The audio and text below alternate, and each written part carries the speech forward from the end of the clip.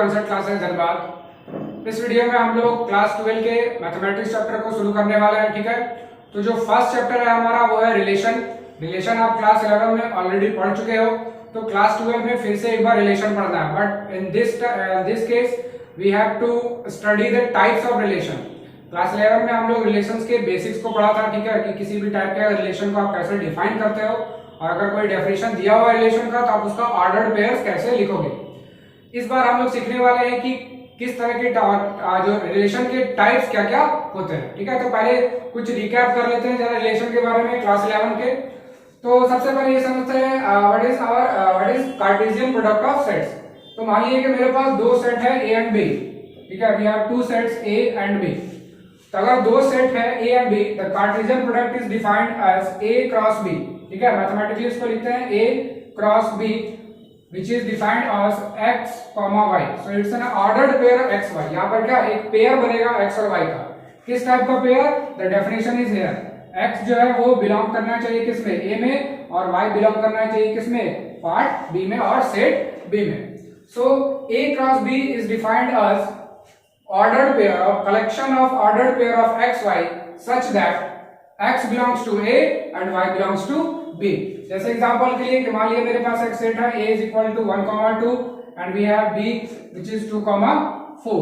तो अगर आप A क्रॉस B निकालना चाहो तो A cross B will be, so ordered pair निकालना बहुत ही आसान है। सबसे पहले आप फर्स्ट एलिमेंट को पिक करोगे और उसका दोनों एलिमेंट सेट B के दोनों एलिमेंट के साथ पेयर बनाओगे। सो अगर फर्स्ट एलिमेंट देखें 1 का पेयर 2 के साथ, 1 का पेयर 4 के साथ। So we have 1, 2, we have 1, 4। So पहले एलिमेंट का पेयर बन गया। Now the second element is 2। So 2 का 2 के साथ और 2 का 4 के साथ। So 2, 2 and 2, 4। ठीक है, so this is how you can make ordered pairs और this is how you can find cross product of two sets. अब जो रिलेशन था वो रिलेशन का डेफिनेशन क्या था, वो क्रॉस प्रोडक्ट का के बेस पे ही है। तो अगर मान लिए कि मेरे पास कोई दो सेट है जिसका क्रॉस प्रोडक्ट हम लोग ये डिफाइन कर चुके हैं, तो जो रिलेशन होता है that relation R is actually collection of, again it is an ordered pair। ये again क्या है? x y का ordered pair है collection such that x belongs to A and y belongs to B and one more condition is that ये जो मेरा R part है that is this R is a subset of A cross B। ठीक है, subset बोलने का मतलब कि जो भी आप A क्रॉस B का ऑर्डर्ड पेयर फाइंड किए हो तो उसके जो एलिमेंट है उसका जो सबसेट बनेगा, the relation is a subset of that cross product. ठीक है, so this is the basic definition of relation.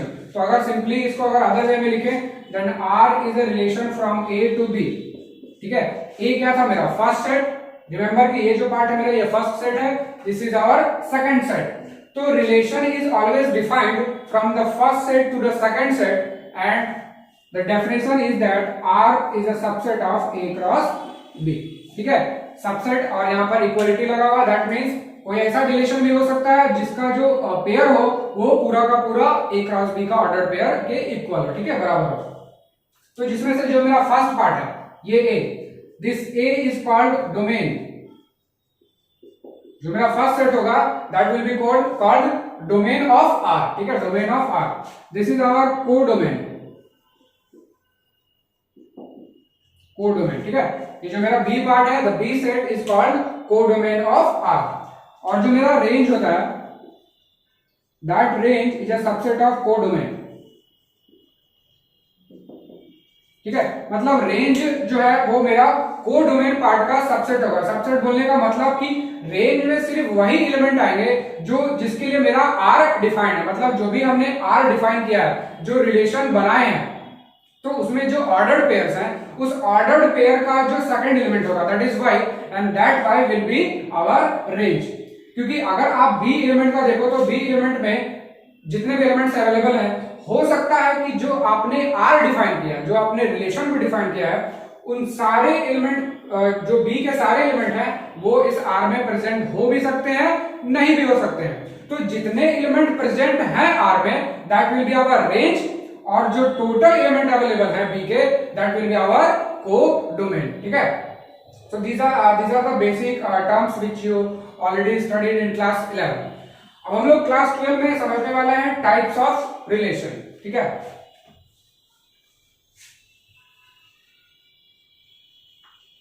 तो जो सबसे पहला टाइप है रिलेशन का वो है वर्ड रिलेशन।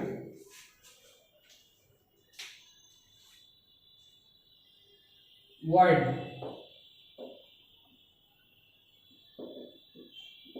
वर्ड का मतलब क्या होता है? एम्प्टी, या इसको नल रिलेशन भी बोल सकते हैं, एम्प्टी रिलेशन भी बोल सकते हैं। वर्ड का मतलब एम्प्टी या नल, एम्प्टी और नल रिलेशन। बोलने का ये मतलब कि कोई एक ऐसा रिलेशन, ठीक है, एक ऐसा रिलेशन आर जो डिफाइंड हो, बट जब आप उसका ऑर्डर्ड पेयर लिखने जाओ there will not be any possible ordered pair for that relation. इसको एक एग्जांपल से समझते हैं। So if an R is defined like collection of x y such that x minus y is x minus y is greater than 12, where x comma y belongs to 1 2 3 4 5, ठीक है। सो यहाँ पर एक रिलेशन डिफाइन किया गया है, ठीक है। तो जो मेरा रिलेशन है वो कुछ इस टाइप से डिफाइंड है, it's a collection of ordered pair of x y, ठीक है। ये एक ordered pair of x y है। क्या प्रॉपर्टी है, क्या डेफिनेशन है इस एक्स वाई का, कि जो मेरा x माइनस वाई का जो मॉड है, मॉड बोलने का मतलब कि जो भी पार्ट है वो पॉजिटिव रहना चाहिए, तो जो उसका डिफरेंस है वो 12 से बड़ा होना चाहिए। बट वो जो x और y है वो कहां से कहां तक होगा, तो that x and y are 1, 2, 3, 4, 5। तो मतलब जो x और y का एलिमेंट है वो क्या क्या ले सकते हैं हम, 1 से लेकर 5 तक। अब अगर हम इसका ऑर्डर्ड पेयर बनाने की कोशिश करें, ठीक है, तो क्या पॉसिबल हो पाएगा इसका ऑर्डर्ड पेयर? क्या कोई ऐसा दो नंबर का डिफरेंस 12 से बड़ा होगा? क्योंकि मेरे पास यहाँ पर जो नंबर है x और y का, x can take value from 1 to 5, y can also take a value from 1 to 5। अब अगर x और y का वैल्यू 1 से लेकर 5 तक में अगर हम कोई भी दो वैल्यू पिक करें, मान लीजिए हम x का वैल्यू लेते हैं 5 और y का वैल्यू लेते हैं 4, तो difference is 5 minus 4, that is 1, which is not greater than 12, it is less than 12। तो यहाँ पर क्या है कि अगर हम कोई भी x और y का वैल्यू पिक करें, difference will always be less than 12। There is no possible pair which will satisfy this given definition। तो इस पार्ट को satisfy करने वाला कोई भी एक ऐसा पेयर पॉसिबल नहीं है। So in this case we will say that R is a void relation, void relation। So it's like a null set। जैसे आपने null set को डिफाइन किया था कि null set या empty set या void set कैसे डिफाइन करते थे, कि वैसा सेट जिसका कोई एलिमेंट एग्जिस्ट करता ही नहीं हो, ठीक है, x का एलिमेंट क्या हो, 5 हो। तो उसी तरह से जो मेरा रिलेशन है वर्ड रिलेशन, कि वैसा रिलेशन जिसका जो ऑर्डर्ड पेयर हो वो कोई ऑर्डर्ड पेयर एग्जिस्ट करता ही नहीं हो, ऑर्डर्ड पेयर क्या हो, 5 हो, मतलब कुछ नहीं हो, then in that case or that type of relation will be called void relation। The next relation is a universal relation। universal relation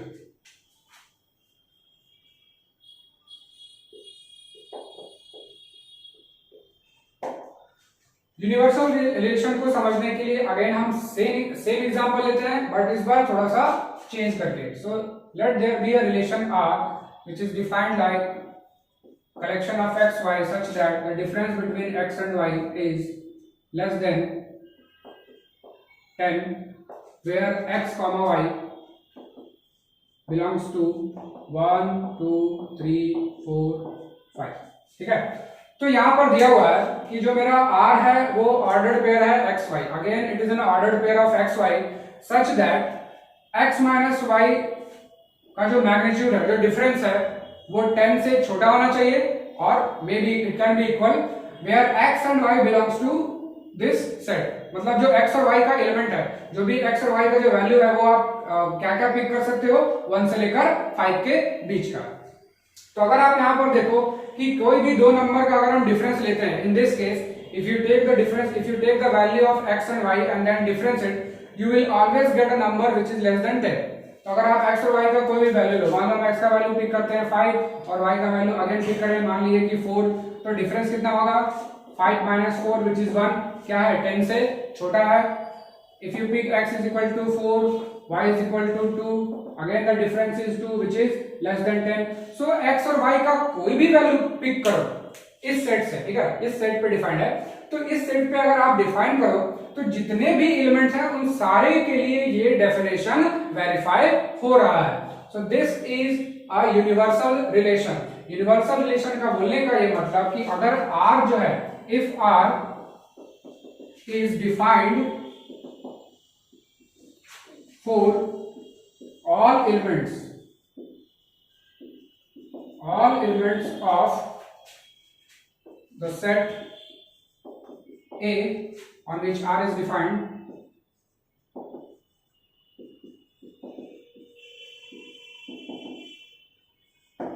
मतलब अगर ये जो R है, जैसे अगर यहां बोले तो ये जो R है, this R is defined on this set, ये जो सेट है, let this set be A, तो मेरा ये जो R रिलेशन है वो इस सेट पे डिफाइन है। अब इस सेट का जितना भी एलिमेंट है, अगर उन सारे एलिमेंट के लिए ये कंडीशन सेटिस्फाई करता है, then in that case that relation will be universal relation. उसी को यहाँ पे लिखा गया, if R is defined for all elements of the set A।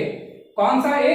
जिस सेट A पे ये R डिफाइंड है, then in that case that type of set will be called universal relation, or that type of relation will be called universal relation। तो अगर आपको कोई relation दिया हुआ है, आपको पहचानना है कि क्या ये यूनिवर्सल होगा कि नहीं, तो we will check कि जो भी एलिमेंट्स सेट के हैं, जिस सेट पे ये रिलेशन डिफाइन है, अगर वो सारे एलिमेंट्स के लिए सेटिस्फाई कर रहा है गिवन कंडीशन को, then we will conclude that the given relation is a universal relation। The next relation is an identity relation।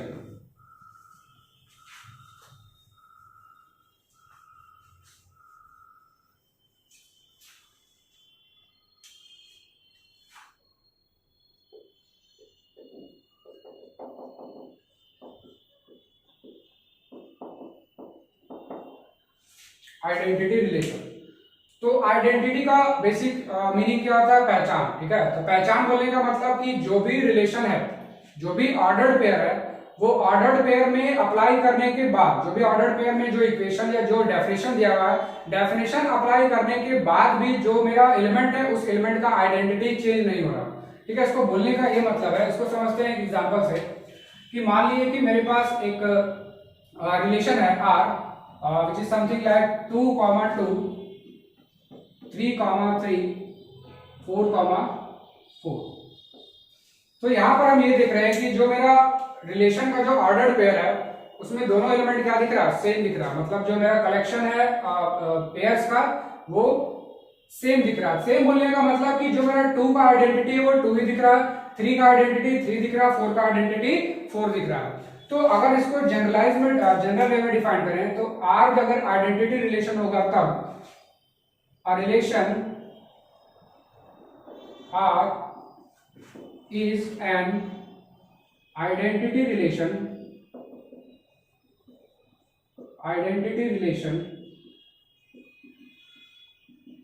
if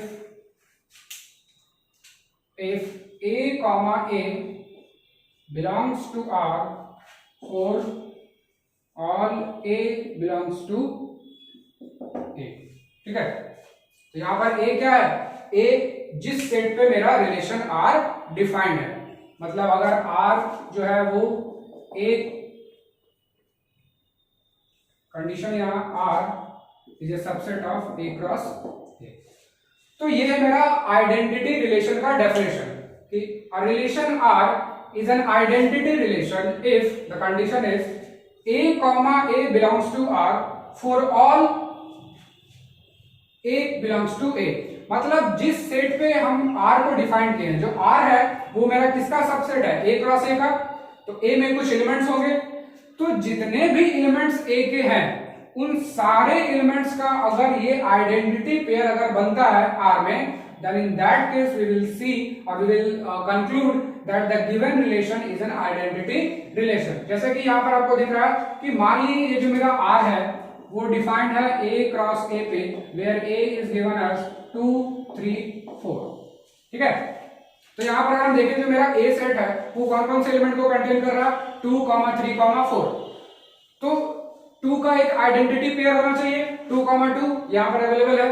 3 का एक आइडेंटिटी पेयर होना चाहिए 3,3 which is also available and 4 का एक आइडेंटिटी पेयर होना चाहिए 4,4 which is also available in this case in this R. So this is called an identity relation.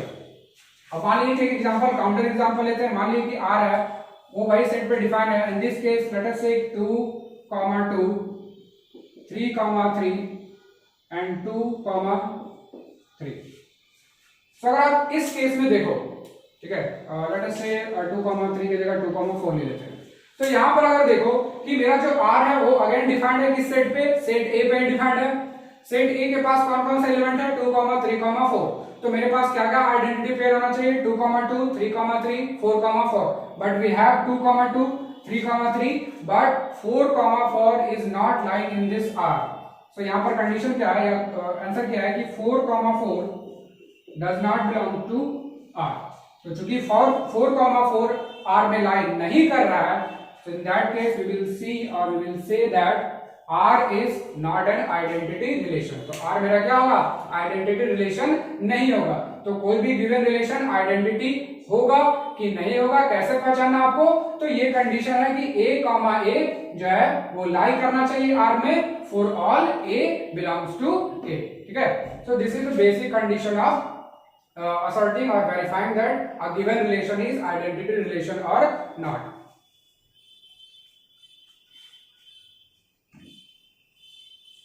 The next relation is symmetric।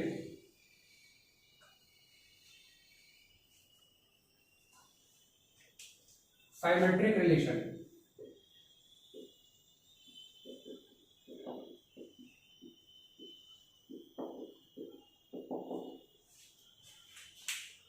Symmetry का मतलब क्या होगा कि अगर मान लिए कि एक कोई पेयर है A, B, ठीक है, तो इसका साइमेट्रिक पार्ट पेयर क्या होगा B, A। मतलब एक तरह से मिरर इमेज मान के चले कि अगर मान लीजिए यहाँ पर A, B एक ऑर्डर्ड पेयर है और अगर आप यहाँ एक मिरर रख दो तो मिरर में आप इमेज क्या देखोगे B, A। So this is called symmetric pairs. ठीक है, ये दोनों आपस में क्या बोलेंगे, so these two ordered pairs are symmetric together. तो जो साइमेट्रिक रिलेशन का डेफिनेशन है, इफ ए रिलेशन और simply a relation R is called symmetric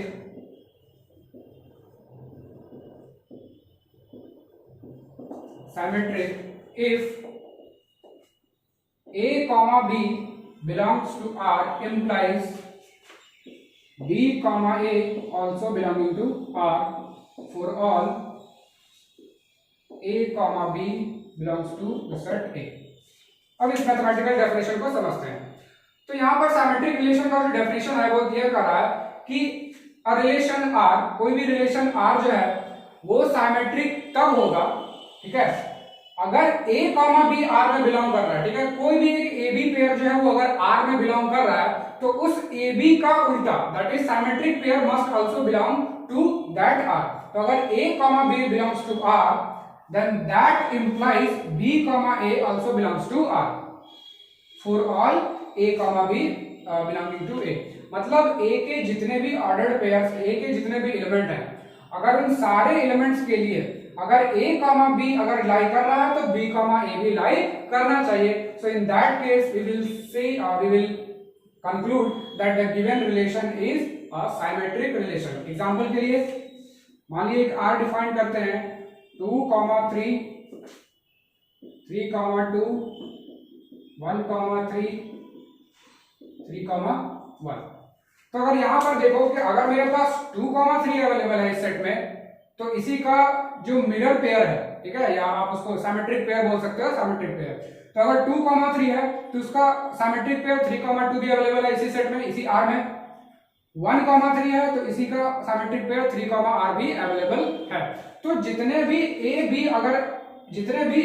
R में अवेलेबल है A, B, उस सारे A B के लिए B, A भी उस सेट में लाई करना चाहिए। So in that case we will conclude that the given relation is a symmetric type of relation। This is the basic definition। Next relation is transitive।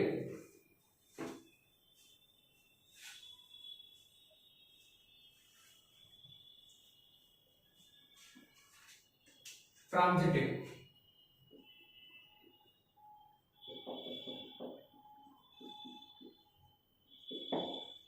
Transitive relation का definition को समझने के लिए पहले एक छोटा सा एग्जांपल लेते हैं। मान लीजिए कि मेरे पास एक ऑर्डर्ड पेयर है 1, 2 और एक और ऑर्डर्ड पेयर है 2, 3।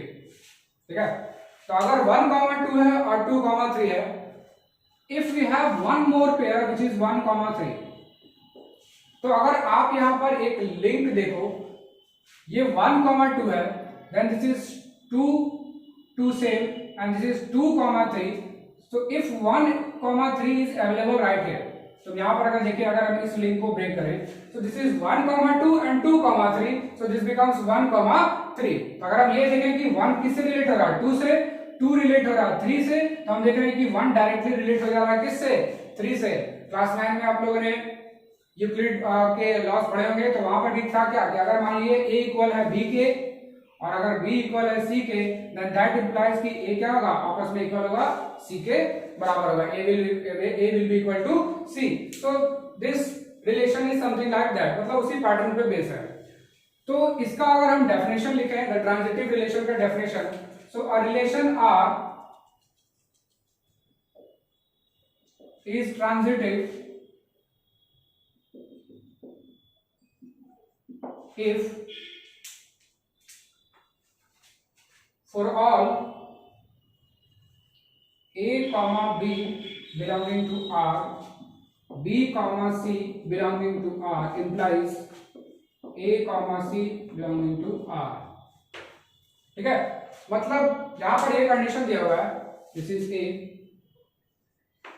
so the definition is कि कोई भी रिलेशन ट्रांजिटिव तभी होगा जब आपको ये पेयर दिखे कि a b b c, ठीक है, एक तरह का कंटिन्यूअस पेयर दिख रहा है, a b पे हुआ, b पे एंड हुआ, तो जहां पे ये एंड हुआ वहीं से शुरू हो रहा, तो a b b c, तो अगर ये दोनों पेयर अवेलेबल है, देन a c का पेयर भी अगर उसी रिलेशन में अवेलेबल है, ठीक है, then in that case that type of relation will be transitive relation। Example के लिए मान लीजिए कि 1, 2 है और 2, 3 है, so we have 1, 3 is also available in this set।